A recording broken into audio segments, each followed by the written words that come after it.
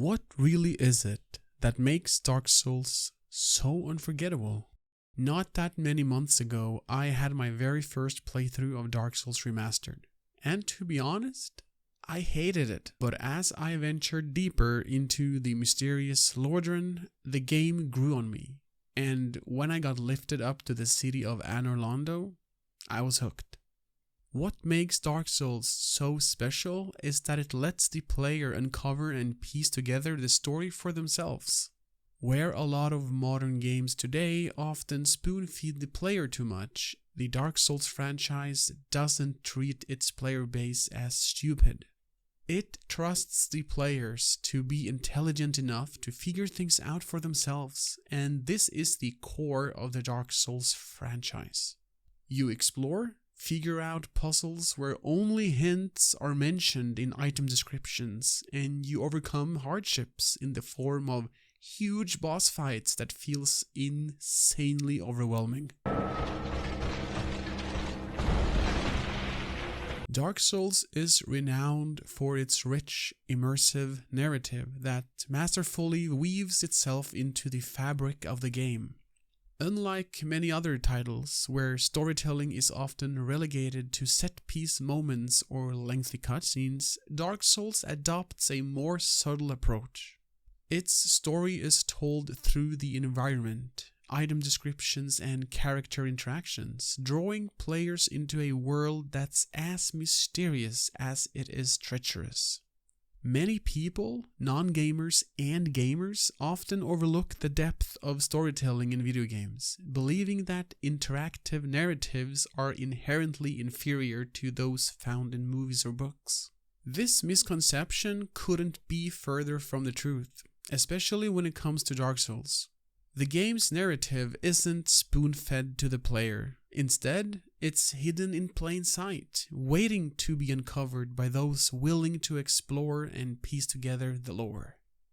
The game's world, Lordran, is a character in its own right, with its eerie landscapes and dilapidated architecture telling a story of a once great civilization that's fallen into ruin. Then there are the item descriptions, which offer cryptic insights into the world's lore and the characters that inhabited it. Take, for example, the infamous Firelink bonfire, which serves as both a beacon of hope and a symbol of the player's journey. Environmental storytelling also plays a significant role, with areas like the Undead Asylum and Darkroot Garden providing crucial context to the player's quest.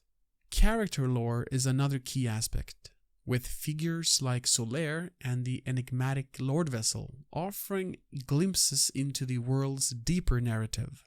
These characters aren't just NPCs, they're vessels for the game's storytelling, each with their own motivations and backstories to add depth to the overall narrative. One of the most powerful moments in Dark Souls that encapsulates its storytelling magic is the encounter with the character Gwyn, Lord of Cinder. This pivotal event not only sheds light on the world's lore but also resonates deeply with players, leaving a lasting impression long after the game is over. Gwyn's story serves as a poignant reminder of the sacrifices made to preserve the world and the consequences of those actions. The story of Dark Souls isn't just about defeating a final boss. It's about unraveling the mysteries of a dying world and, in doing so, forming a deep connection with its inhabitants. This connection is what makes Dark Souls so unforgettable. It's a game that invites players to explore, to speculate, and to piece together its intricate narrative. If you've got a favorite Dark Souls moment, share it with me in the comments below. I'd love to hear about it. And if you're interested in more content like this, be sure to check out the other videos on my channel where we dive into the fascinating world of video games. Thank you for watching and thank you for sticking to the end of the video, and I will be seeing you in the next one. The story of Dark Souls isn't just about defeating a final boss. It's about unraveling the mysteries of a dying world. and in doing so, forming a deep connection with its inhabitants.